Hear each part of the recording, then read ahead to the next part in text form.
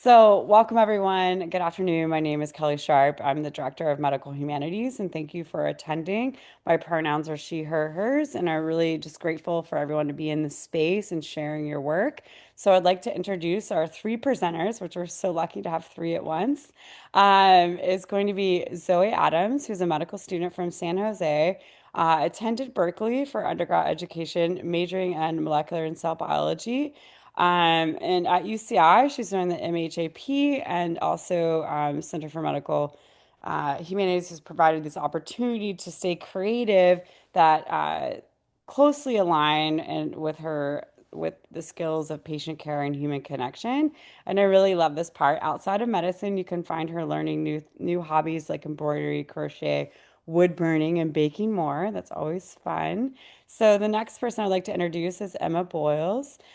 She's a third year medical student, originally from San Diego, and went to UCLA for psychological sciences and minored in history, and always loves being outside and doing art and hyperfixates on rock climbing, drawing, and video games. Mash, I learned so much more.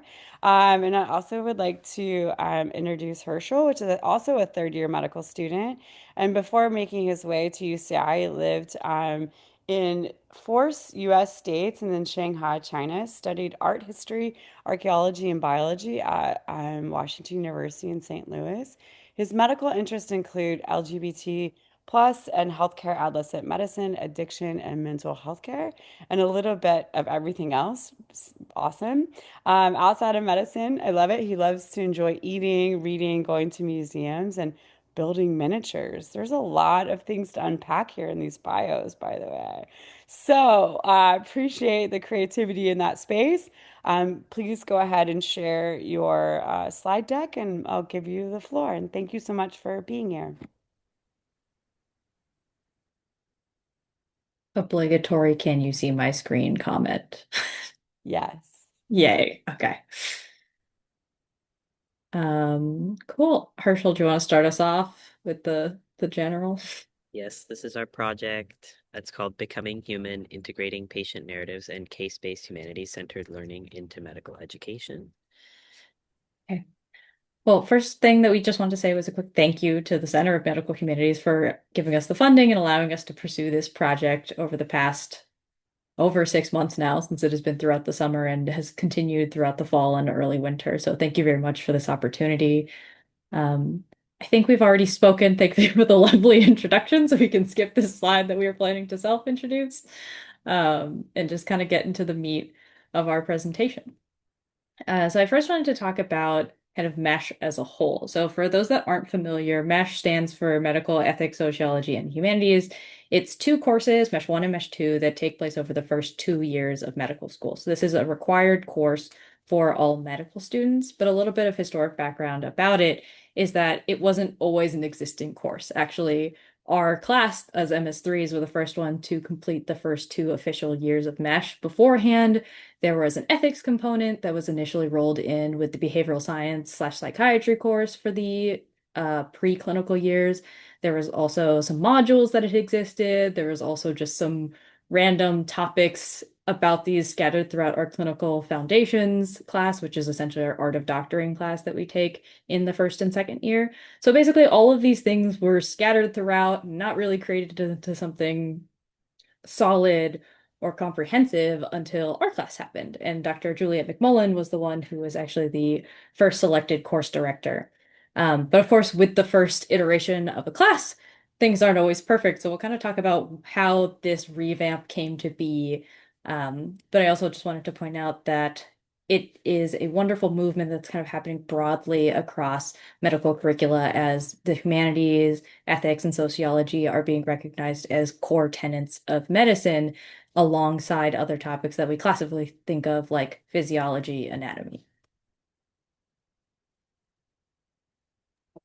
Yeah, so with creating a new course kind of came some growing pains. Some of these were sort of natural challenges associated with creating a new course. And then some of them were specific to the circumstances of MESH. So since a lot of the sessions were originally removed from our doctoring course, it was maybe hard for students to see the difference between these two courses. Um, And, you know, it can also be difficult to convince medical students of the relevance of the humanities to their education, unfortunately. And you can see that these kind of growing pains resulted in overall lower um, course evaluations and satisfaction with the course compared to the other courses in the School of Medicine. Um, Also, the mesh course was taught by many different instructors, which made it a little bit difficult to have continuity across different sessions, and sometimes content was repeated because people weren't sure what had already been covered since they hadn't taught the previous sessions. That last point isn't specific to mesh. A lot of courses in the School of Medicine uh, have multiple different instructors who teach on different topics, but it was something that affected this course as well as the broader medical school curriculum.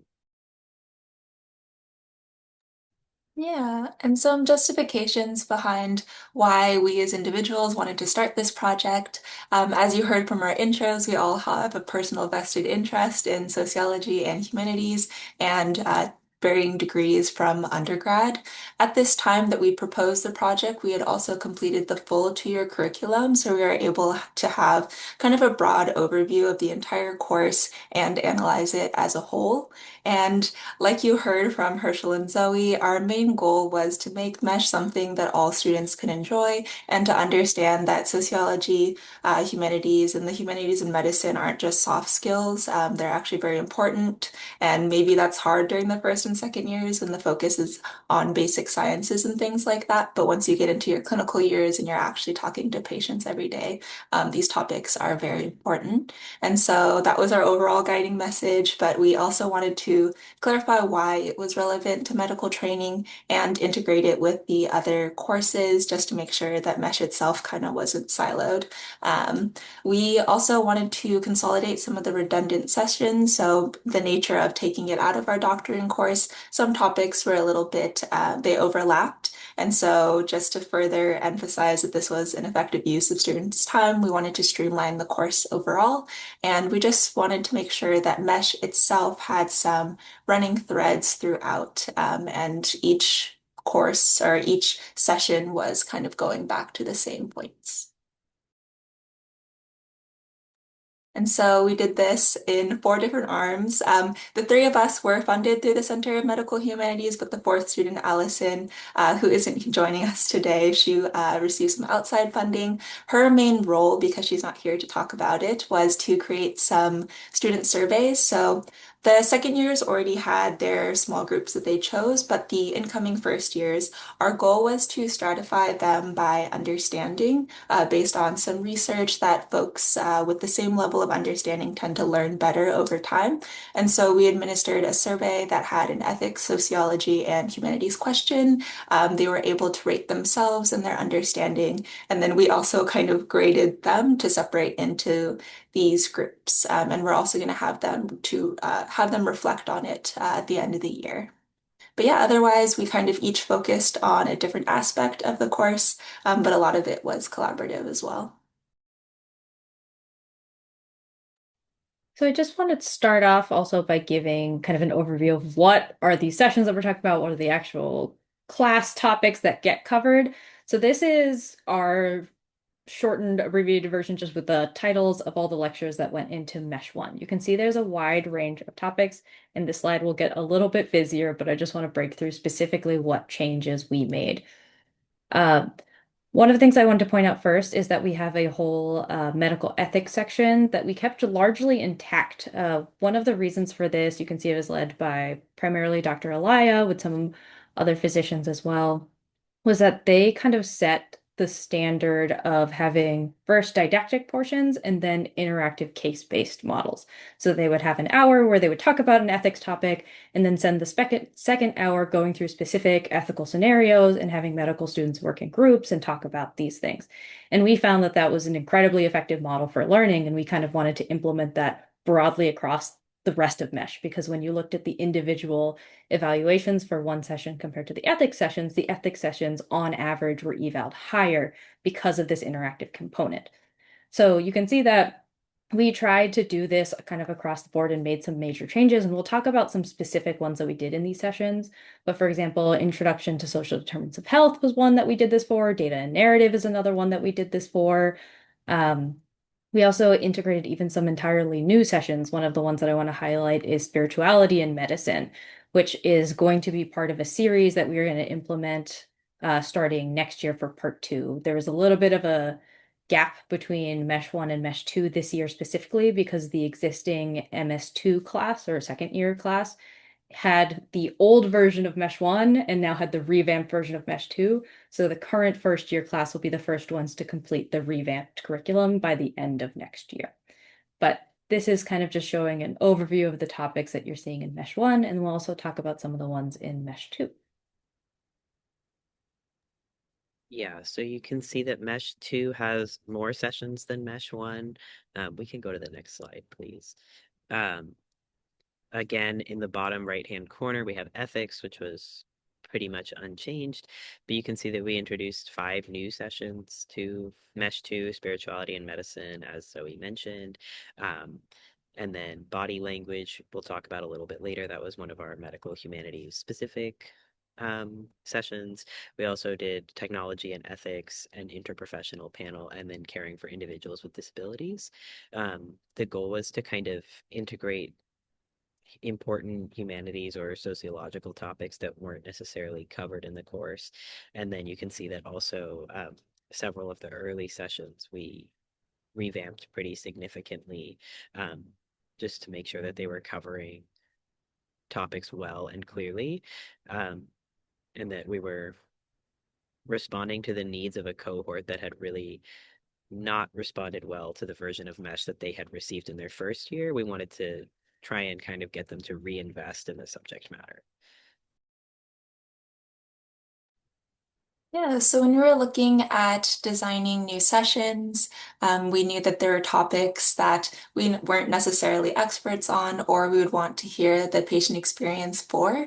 And so the patient experience side was inspired by existing courses, neurology and pharmacology. So both during our first and second years of medical students, we have sessions where patients will come in, they'll talk about their experiences with a certain medical condition. And honestly, the medical student, like us as medical students, these are some of the most, or like they're mandatory, but mo one of the most like attentive and respectful you'll see medical students in a lecture. And so when we were trying to get buy-in for MESH as a course from students, we knew that this was a pretty guaranteed way that we could get medical students to listen to patient experiences. And the idea behind inviting patients is also inspired by existing research where there's a dissonance between how physicians will view patients' quality of life. They tend to view it a lot lower than patients actually rate their own quality of life. So, kind of introducing that early, getting to hear from patients is hoping, like, we hope to address that dissonance. We can go to the next slide. So in terms of folks that we invited, some of them were existing relationships. So like Herschel mentioned, Dr. Moody is specialized in caring for individuals with disabilities, and she's a colleague of the former course director, Dr. McMullen. So that was already an existing relationship, but some of them were honestly some research and some cold emails and the goodwill of people volunteering their time to come speak. And our goal with this was to establish longitudinal relationships. Our goal is not just to make MESH good for the year that we're here, it's to continue on. And so we're hoping to maintain these relationships with folks and have them keep coming back year to year. So now we actually want to go through and talk about some of these sessions in a little more detail and kind of how broadly we made changes within them. So the first thing we want to go into is kind of these introductions to the courses and how we set the tone for this new version of Mesh in both Mesh 1 and Mesh 2. So specifically for the MS1s, this is something completely new to them. They're new to medical school. They're not familiar with any of these things, let alone this medical ethics and sociology and humanities course. So we wanted to show them, hey, this is what we're doing. These are all the things that you're going to get to engage with, get them really excited about being involved in this type of course. For the MS2s, as Herschel's kind of already alluded to, there was some uh, previous difficulty with the original version of Mesh that they experienced, so we wanted to show that we were really listening to their feedback and trying to engage them in a way that respected all of their thoughts and really centered the patient experience in a way that Emma's already addressed. Um, we also really wanted to emphasize for everybody that we had a new final project that we were integrating. This was actually something that we had the privilege of taking during our year of medical school for our version of MESH, where Dr. McMullen had given us the opportunity to have kind of free reign and develop our own creative project, which a lot of people really enjoyed having both that choice, but also getting the chance to explore these topics in a fun way that was often not addressed in other parts of the curriculum. So instead of doing all your classic book studying, you get to make a podcast, you get to interview somebody, you get to make art, like all these things that can be really healing for the individual. Um, Unfortunately, the year after ours, this had kind of shifted into an interdisciplinary project, which, while very interesting conceptually, was very difficult to execute and kind of took away that creative element, which I think frustrated a lot of students. So, with work with both Dr. McMullen, the original course director, and Dr. Rivera, who became the course director over the course of this project, we decided to bring back this creative element to kind of reach out to both the MS1s, give them this opportunity, and give the MS2s a chance to explore this as well. Um, the other thing that I wanted to point out with this introduction that we really wanted to do is have an emphasis on consolidating information, as Emma said. Like sometimes there was redundancy within the course and there were topics mentioned at multiple points in time, which is good in some senses because you had spaced repetition, but sometimes students got lost in following certain threads. So we wanted to line things up as clearly as possible in the introduction session. We also wanted to make sure that these first sessions also had an interactive component from the very beginning to set the tone properly for the rest of the course. So I can talk a little bit first about the Intro to Mesh 1. So this was an activity that I was heavily involved in designing and including making some of the didactic portion. So we did have a part 1 of the lecture that was provided by Dr. Rivera. This was going into social determinants of health, kind of bringing everyone up to speed. We wanted this course to be accessible for both people that had no experience with these topics, had none of a humanities background, none of a sociology background, and so they could feel like they could get the basics and really converse with their classmates. But we also wanted it to be challenging enough for those who did have an understanding and encourage them to push beyond that and not just stay stagnant. We added a lecture component that I created that was about specifically having difficult conversations. We wanted to encourage them to talk in these small groups, challenge each other's opinions, think about how you're going to have these discussions with patients that don't agree with you in the future, and all of these nuances. So these are some of the example slides that I won't go into too much, but it was things like, hey, how do you specifically critique viewpoints? How do you say these things respectfully and analyze particular parts of language rather than leading to personal attacks and having these be more fruitful conversations for everybody involved?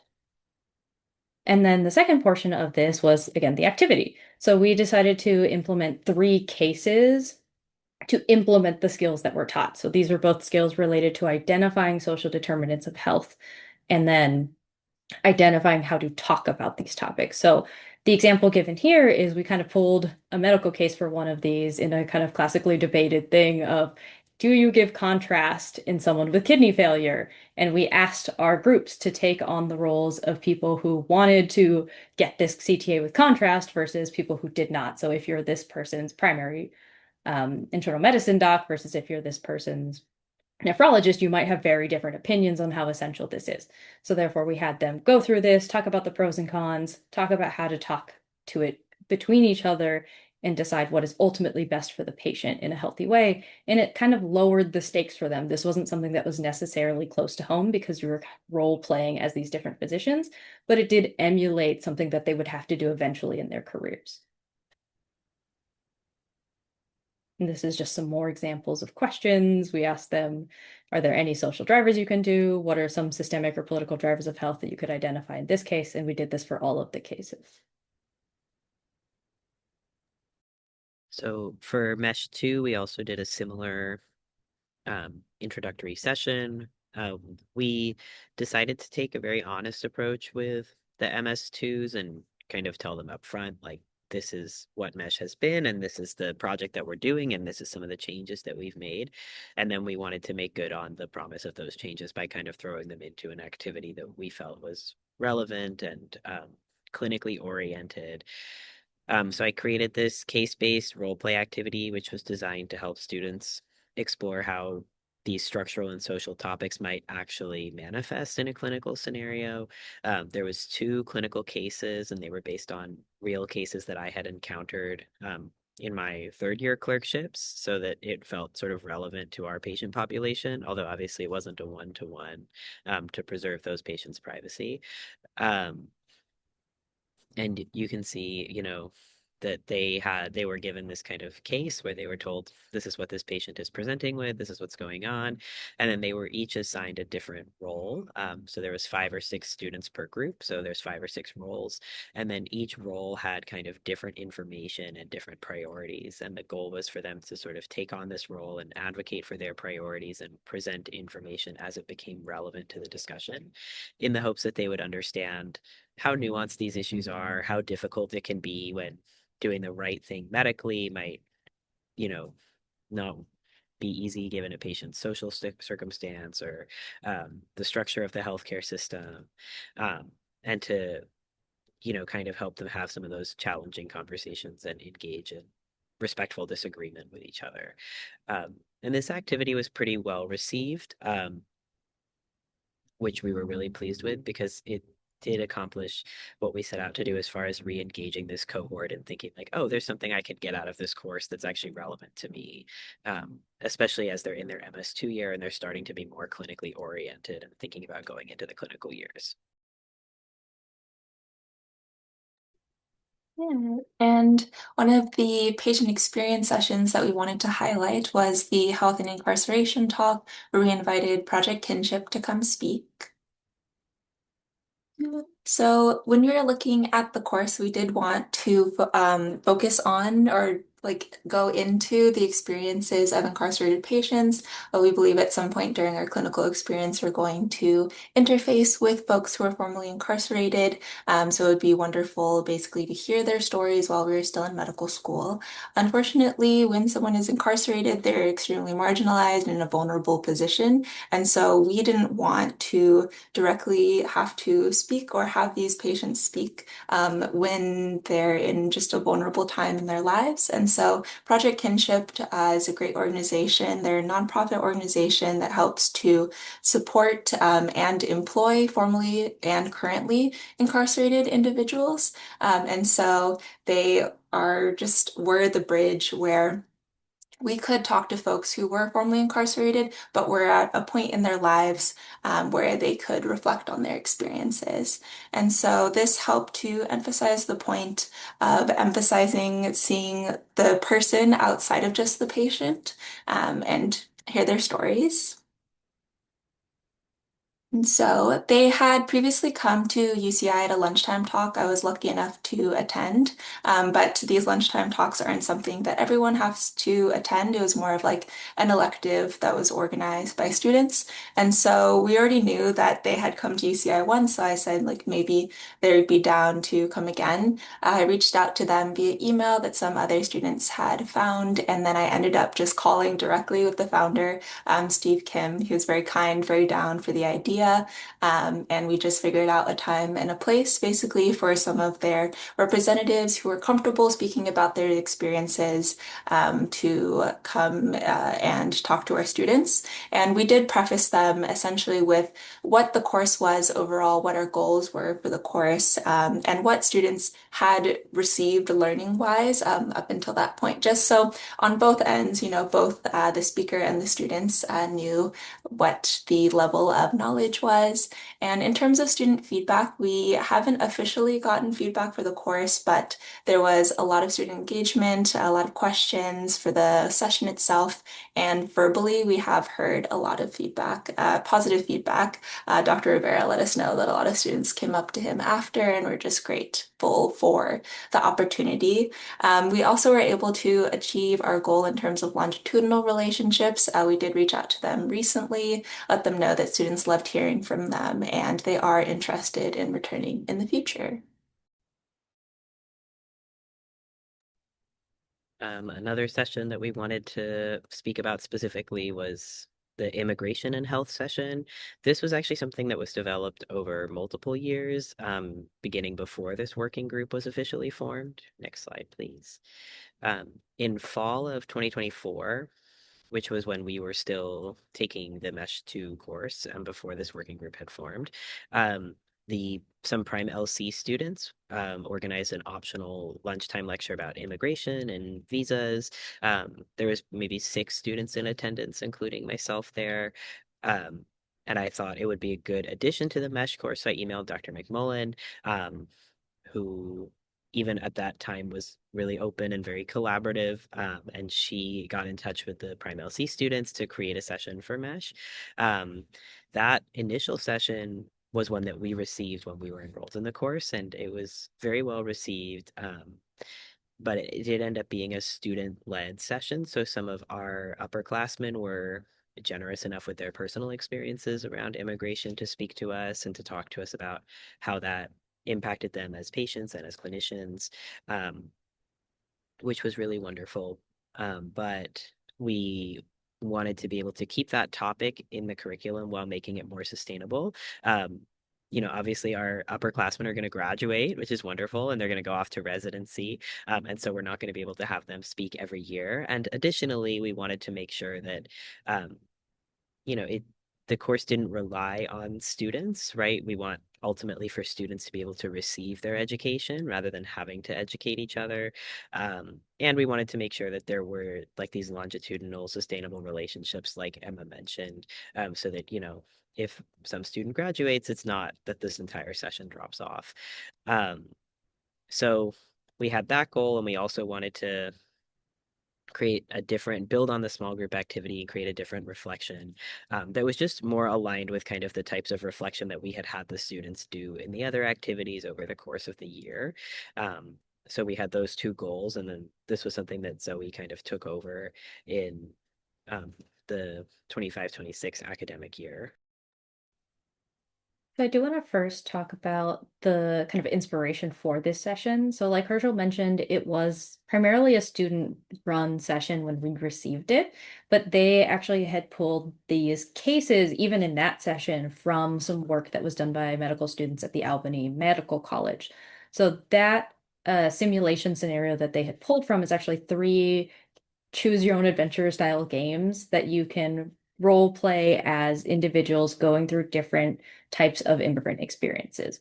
So, for example, there's one of the journeys where you are an undocumented migrant woman who's trying to manage her diabetes. So you're like, oh, which healthcare providers do I feel comfortable talking with, opening up about these things? Are there language barriers that I'm dealing with? And you get to make choices about how to handle your health.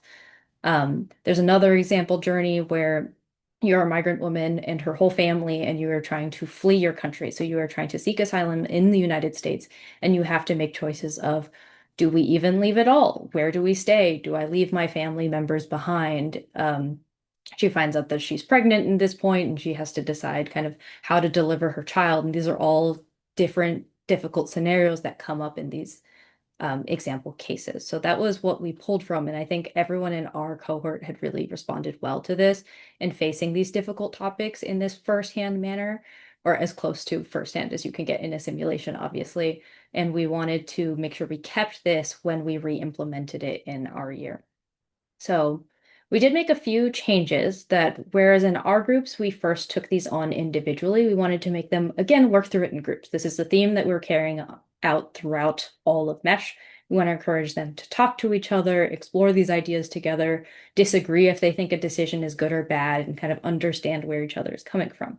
We also really encourage them to do multiple playthroughs instead of just doing a one and done scenario to see what are the options that you're missing. If you ended up not agreeing with your peer, but they chose a different branch point, how would have things ended up different if we went with their decision? Was that good or bad? And we, again, to Herschel's point, wanted to make unique reflection questions that matched this work.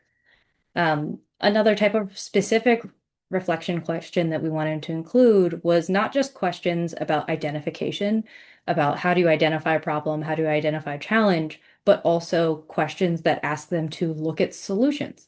Because I think oftentimes when you're dealing with such heavy topics, it can be very easy to be overwhelmed and start thinking, oh, well, what am I supposed to do about this? This feels very sad. I just feel that's all I feel right now. I feel lost and hopeless and sad and confused. So we wanted to really reorient them to be solution based at the end. So example, one of the questions that we asked was, imagine this case was in California. What is a specific resource that you as a healthcare provider could have shared with this patient? For example, this lady dealing with diabetes. What can you give her? What resources do we have for undocumented individuals that can help them in their healthcare journey? Because that's ultimately what we hope to do as providers. Um, we also really wanted to make sure that they were thinking about these cases in relation to one another and reflecting on what things showed up in one versus the other. I won't go through all of these slides, but these are kind of the guided reflections that we also provided to go through after the cases were completed. So not only did they talk about it amongst themselves, but they could also talk about it as a larger whole class and with the course director who was running the session. So it would go over not only what happened in this case, but also how this applied in real life. So what were the statistics? How many people actually were dealing with mental health issues from immigration, right? And then, as I said earlier, trying to provide this solutions-based or active approach for what can we actually do about this as medical students, as healthcare providers. So providing them information about trauma-informed care, right? Using thoughtful interviewing techniques or providing them resources to access medication assistance programs and group therapy. And we did this for a series of themes that showed up in these cases. So there's mental health. We talked about sexual violence. We talked about exploitation of workers. And ultimately, at the end of all of this, we wanted to provide local resources for those here in Orange County. And actually, Emma had, independent of this entire project, compiled a resource guide of all of these things that you could provide to patients, even on topics not involved in this lecture. But we wanted to make sure that was distributed and available to anyone who was going to be providing care eventually in this area.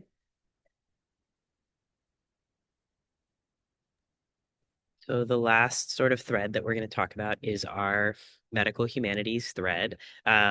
We adapted some of this from some work that Dr. McMullen had already done to create content for the course, and then some of it was new content that we created this year. The medical humanities represented something that was challenging and also very important to us. We all come from something of a humanities background. We all are very invested in the medical humanities. But the medical humanities can be a particularly difficult topic to convince medical students to get invested in, unfortunately. Many medical students consider themselves to be more scientists than humanists by nature. People don't necessarily come in with the same level of knowledge. Everyone has to take certain prerequisite courses like organic chemistry and biology and physics to get to medical school, but there's no universal humanities education that people receive before coming here. So you have students who majored in a humanities field, and then you have students who maybe took, one required writing course in their freshman year, and that was it. And we have to be able to reach all those different perspectives. And it's challenging too, because not only do we maybe sometimes lack the humanistic perspective from clinicians, but many humanists are not clinicians and they don't necessarily know how to make these things feel clinically relevant, or how to tell us how we can apply it to our clinical duties. So some of these sessions or a related session existed in Old Mesh, but students weren't always clear on how this connected to their role as a clinician or a medical student or a future physician. And some of them presented theory that was maybe at a higher level than students' background really allowed them to access. So we really wanted to have a strong thread that spanned both Mesh 1 and Mesh 2. And what we ultimately decided on was this three-part series. Medical Humanities 1 is narrative medicine and close reading. We sort of drew from anthropology and from literary studies, and then medical humanities 2, the art of observation, drew from art history, and medical humanities 3 is body language, which drew from theater and theater studies and improv. So the first one, medical humanities 1, was our sort of narrative medicine session. And it was a three-part session. The first part was more didactic, and we kind of explained to students this is what the medical humanities are. This is some vocabulary that you might need to understand how to talk about these things. And some of these slides were adapted with gratitude and with permission from Dr. McMullen's slides that she had created for her original lecture that she gave to the course called Data and Narrative. And then The second part after the didactic was a little bit of an introduction, or hopefully for most students, a reintroduction to the concept of close reading. Zoe put this together based on her studies in college and her interest in close reading. And she sort of talked students through what is close reading, how do we do it, what are we looking for, and they talked through some texts together as a group. Um, Yeah, and I'll just say very briefly that one of the things that we wanted to set the tone of like again making this clinically relevant is the first example passage that we showed them was just from a paper that we said when you are reading a paper analytically, whether you're thinking about this just for your research purposes, you're trying to put together a case report or doing a lit review, this is already close reading, whether you acknowledge it or not. And that was something that we hoped would build buy-in. And then we gave them other medically relevant passages. For example, this snippet from Behind the Formaldehyde Curtain, which is a little bit more satire, but it is kind of about a related medical field. And then the third part of this session was the small group activity. So I designed this close reading activity um, sort of to help students explore how they could apply this skill to medical documentation. So the students were in groups of 5 or 6. Each of them was given a medical chart. So it describes kind of what a patient came to clinic for, his past medical history, and then some social context about this patient, what we call the social history. Um, each student received a different chart and they were told to kind of read it and individually reflect on it a little bit. And then once they had had an opportunity to do that, we shared with them, okay, you all received a chart about the same exact patient case. So kind of compare and contrast how you felt. And students shared out about how they felt about the patient that they had read about and how it maybe differed from their colleagues in the same group who had read a differently worded account of the same case. And then they selected 2 charts to sort of compare and contrast using their close reading skills. So most students selected these two. Um, the orange one is kind of the most judgmentally worded, and then the pink one is kind of the most biased in favor of the patient. They mention different details. They um, refer to the patient with kind of different levels of suspicion. And the students were instructed to kind of go through line by line and really like pull out like, okay, this language is what's making me feel this kind of negativity or positivity towards this patient, or the way that this is worded makes me feel like I shouldn't trust him or I shouldn't believe him. Um, and the goal was to hopefully help them figure out, okay, what can I do when I'm reading documentation in the clinical setting? And then also, what can I do when I'm writing documentation in the clinical setting? How am I potentially accidentally biasing future readers? And we know that this is important because we know that, you know, medical research has shown that patients who, for example, have that they're non-compliant in their medical chart tend to receive worse care. So the way that we talk about our patients in documentation really does matter. Um, and so that's kind of why we started with this activity. And then the second session occurs in the MS2 year. And this is our art of observation session. It really draws from like visual analysis and art history, which is my own academic background. Um, so we went through what is a visual analysis, how do I perform a visual analysis, and then kind of why this is relevant. And we talked about how medicine is a very visual field, and we're spending an entire patient visit looking at people. And some specialties are very visual, like dermatology, and others maybe a little bit less so. But even so, if you're face to face with someone, you're taking in a ton of visual information. Um, and then as a large group, we kind of did a visual analysis of this Kehinde Wiley painting, and we talked about the portrait and how it represented the subject and what information we can draw from that. And then as small groups, they went through 5 different images or pairs of images. So these two on the bottom are some examples. The one on the left is a um, portrait from Rivaler's Circle Stories, which is a series of portraits of people with disabilities. And then here on the right, we have 2 different pictures of an older woman in a hospital, but the backgrounds are slightly different. Her expression is slightly different. Um, and we just had them kind of try and dissect, okay, what is my eye? What lens am I taking when I look at my patients? How is that informed by the medical education that I'm getting? And how can I make sure that I'm checking myself and that I'm understanding visual information when it's relevant, that I'm picking up on it, and also that I'm not making assumptions or that I'm not overly medicalizing things that I could look at more neutrally. So that was Medical Humanities 2, and then the last one was Medical Humanities 3, which was entirely new this year. Yeah, so kind of how we started was like on paper from just the written word to 2D images that you're seeing in painting form.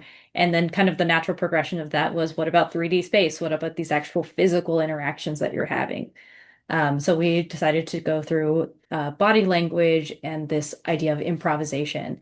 And we actually brought in Professor Joel Veenstra, who is the department chair of drama here at UCI, who is very kind to help offer his time and volunteer to work with us as well and go through some of these topics. And one of the things that was really important to get across from our perspective was this idea that every medical encounter is in itself a form of improv, whether you recognize it or not. These aren't planned interactions. They're just things where you walk in, you are going to see what the patient wants to tell you, and you have to respond and adapt on the spot to what information they offer you. That kind of cliche, yes, and is very much the name of the game. You take this information, you accept it, you acknowledge it, and then you give them something to do with it as a medical provider, right? How are we going to treat this? How are we going to analyze it further? How are we going to work it up? So we really wanted them to try and play in this space. It was something that you could have a very low stakes scenario that's outside of the clinical foundations class where you're not just doing patient encounters, but they get to kind of talk with each other. They get to see what do we think emotions look like and unpack some biases. I think one of the moments that was very impactful for a lot of people, for example, is that Professor Veenstra had them act out. Say that you just hurt your back 2 minutes ago. Walk around the space. So people did the cliche, like, groaning a little bit, grabbing their back, and then frowning and just kind of like stopping to walk and like things like that. Versus he then asked them again, well, can you act as if you've been in chronic pain for months to years? What does that look like for you? And some people took it in that same way that they said, I'm still groaning, I'm still looking, I'm still grabbing my back, I'm still frowning. And others took a completely neutral stance. Some people said, and when they were asked to talk about this, they ended up reflecting, oh, well, I myself have had chronic pain, or I know family members who have had chronic pain. And you learn to adapt. And so that when someone comes up to you as a patient and they say, I'm at an 8 out of 10 pain, but they're not crying and sobbing, that doesn't mean that their pain isn't real. And that's something that wasn't necessarily obvious to everybody in the room. And I think that this activity helped people become more aware of what that can look like and how physical presence can change. And so that was our goal with this. We also wanted people to have more recognition and mindfulness about their own presentation, how they were presenting in the space, and really adapting to what their patients are doing. I think another very common practice that we encourage in medicine, for example, is sitting down, kneeling with them, making eye contact, all of those things that are important to build trust and rapport. And we wanted to encourage that through improv. Alrighty. So now that the course has finished and we've had some time to reflect, these are our overall thoughts on our project. So first, starting with the limitations, the biggest point that we did want to address, and we are so thankful for the grant that we received from the Center of Medical Humanities, but the course itself, MESH, is unfunded. And so all of the speakers, all of the patients, everyone who participated and came out were volunteers. They all volunteered their time. And so moving forward, it's kind of difficult if we want folks like Dr. Megan Moody, who's located in NorCal, to come down and speak to our students. So we're hoping in the future, MESH itself does get a budget. Herschel also touched on this earlier, but the sustainability of student support versus staff administration. As you saw, Herschel and Zoe led several of the sessions this year, and we did have MESH sessions in the past that were led by students. And so it's difficult when we do want this course to continue on. When students graduate, it's how do we continue this? How do we get staff that's going to be here for many years to continue on and teach these courses. Also, like Herschel mentioned earlier, there is a limited supply of folks who are both humanists and clinicians. I know here today we have folks who are interested in both, which is wonderful, but it's hard when you want someone who is able to speak to the clinical side and make it clinically relevant, but also base it in the humanities. And so there's just a limited nature of those folks.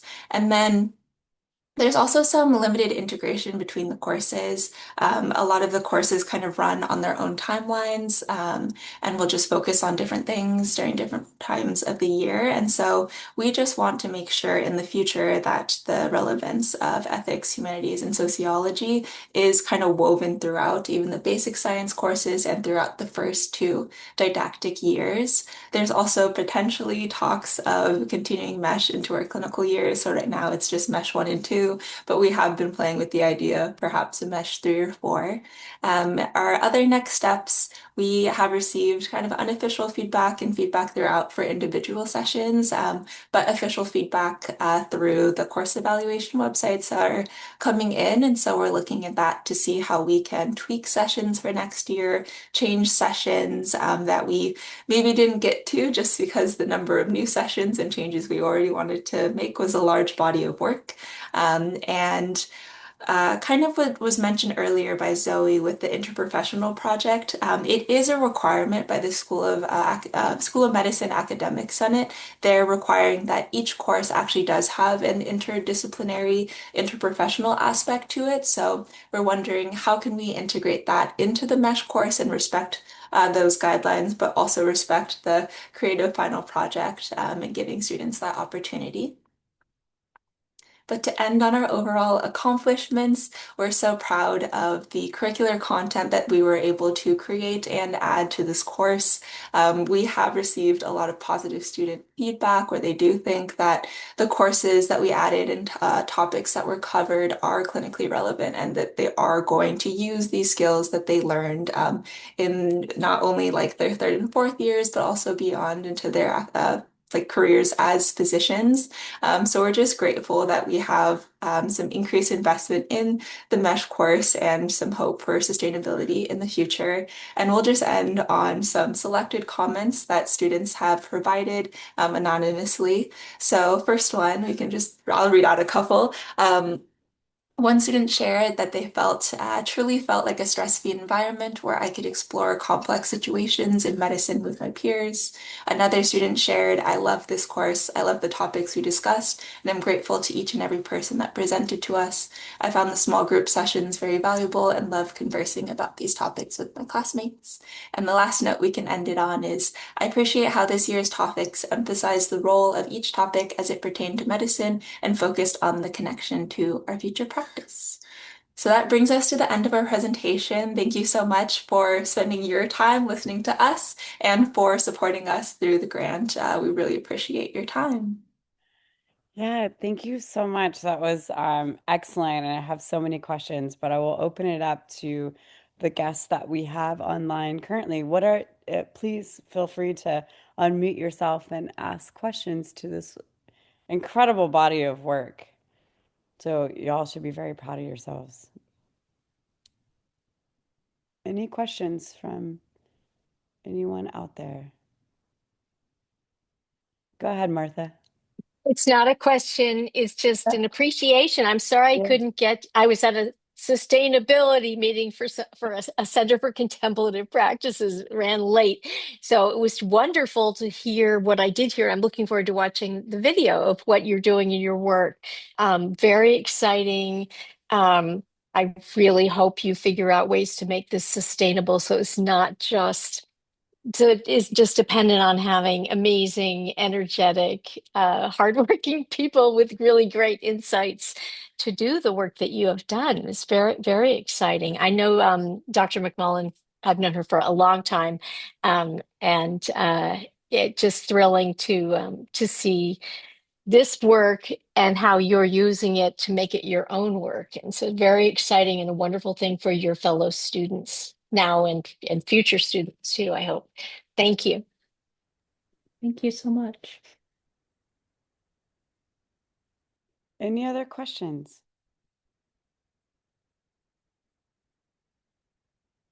I have a question for y'all.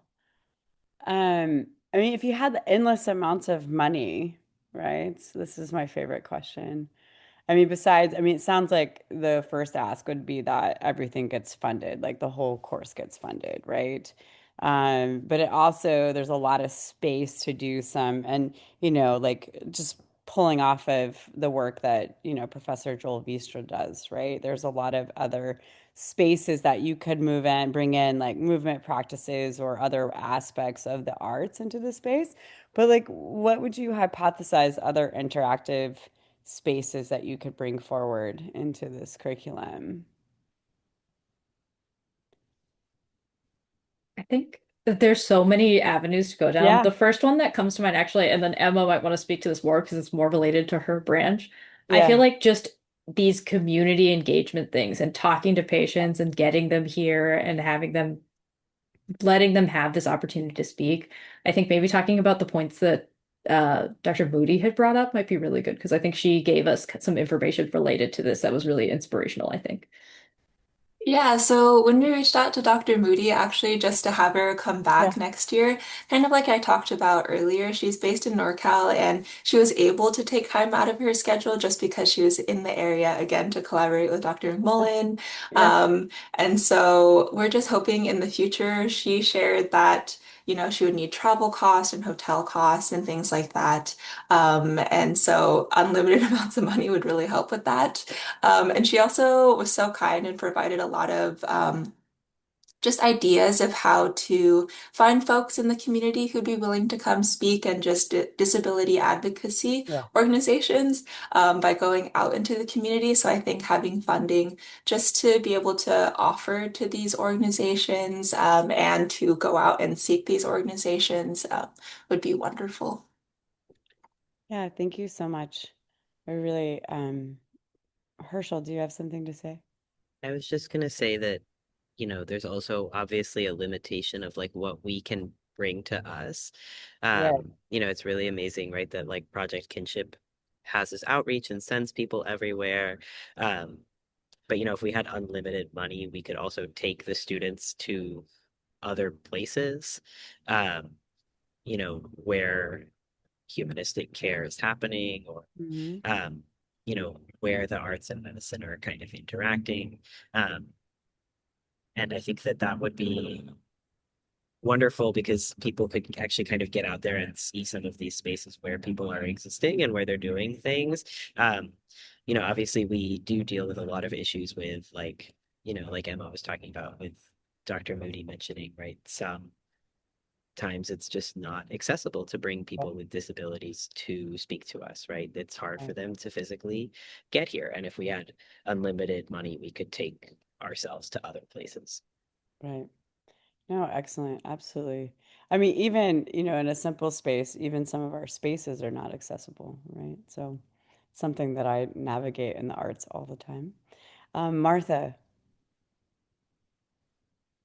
Yeah, I actually had a question that I don't know, maybe you've already done this and mentioned it, but just in terms of thinking like an associate dean, which I've been about funding and how you figure out strategically how to make things, how to get funding for things.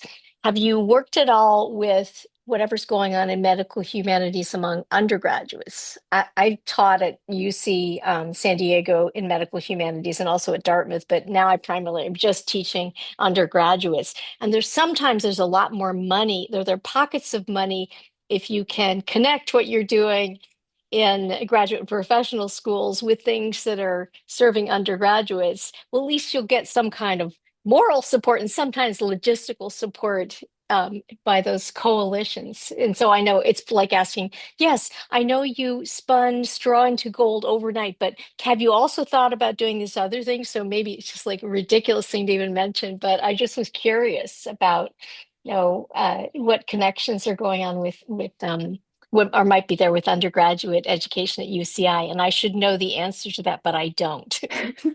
I mean, I'm To in the be CSU system, so I have my excuse there. I mean, to be very honest, we have not explored that connection at all, or at least overtly throughout our time on this project.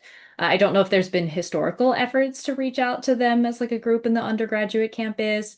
As you guys seem to be aware, Dr. McMullen is like the general like medical humanities and arts programs, which does have some ties through things like Plexus, and then there's like the medical humanities and arts program symposium that occurs annually, and that also involves undergraduates. So I wonder if there could be potential for collaboration in the future. So I think that's absolutely something for us to look into.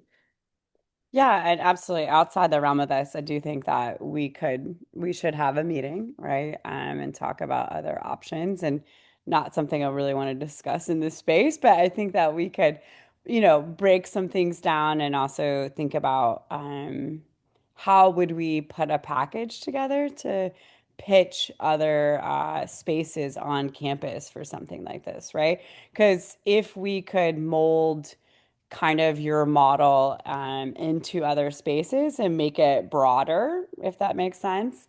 More applicable to not just medical students, but to other, populations like undergrad or the graduate program here at UCI. I think the more that it can be accessible for, then the more that we can find more funding for. But yeah, I think we should all set up a time to have a chat and figure out options. So, That would be wonderful. And it would also be sort of killing two birds with one stone as far as our edict from our academic senate to have more of an interprofessional right. component. Um, Yeah, so absolutely. And I think that like also one of the things that is tricky too, and I'm going to speak from my other hat as vice chair of physical medicine and rehab research space. I think the residents actually should also have access and participate in these in some way, if that makes sense, because as you know, a lot of programs don't have this kind of space, and for rehab medicine, this is pretty relevant, and it's pretty pertinent to bring forward in that way. But there are lots of things we should talk about. So I think that setting up a meeting with all of us would be really beneficial. Yeah. But I like so happy for I love these works in progress. It's such a learning moment every single time. So Yeah, it was our pleasure to speak too. yeah, thank you so much. Yeah, perfect. Any other questions or thoughts? Y'all did a wonderful job and it's great to see your faces. Thank you. Yeah. And Martha, thank you so much for coming.